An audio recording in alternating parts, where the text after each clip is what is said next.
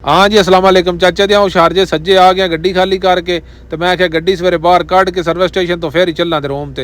हुण तकरीबन 6:30 का टाइम हो गया। उठ के गड्डी सलम मारिया ते हत्थ मूँह धोता, बुरशी शुरशी कीती है। उस तो बाद है जनाब पठान है जिहड़ा गड्डियां वाड़दा ते कढ़दा। अली हसन भी चाबी मैनू दे गया, वा मेरी गड्डी काट छड़ी है, ओहदी बाहर कड्डी है।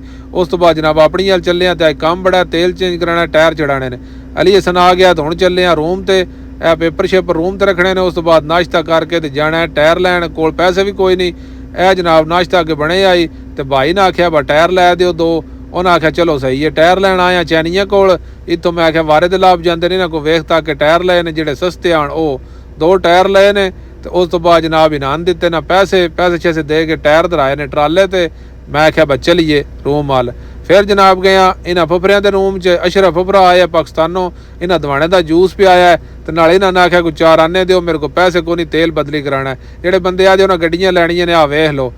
तो फिर जनाब थले लत्थियां तो तेल लिया, वाल्वो के फिल्टर लए ने। मैं क्या मंग के खाना होवे तो फिर चंगा खाना चाहिए।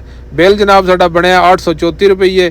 फिर आया टोटल वाले कोल तो थले वाड़ के वेख्या गड्डी माशाअल्लाह थल्लों साफ ही है तो क्लीयर है। वो तेल पे चेंज करता है। तो अली आ गया बाब सगरपुरे का, इतना सलाम दुआ की तो जने तेल तकरीबन बदली कर ही छड़े है।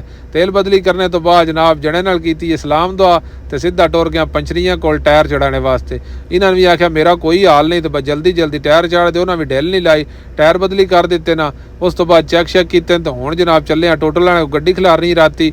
जनाब आ गया तो इंशाल्लाह मिलते हैं नेक्स्ट व्लॉग में। अल्लाह हाफिज़।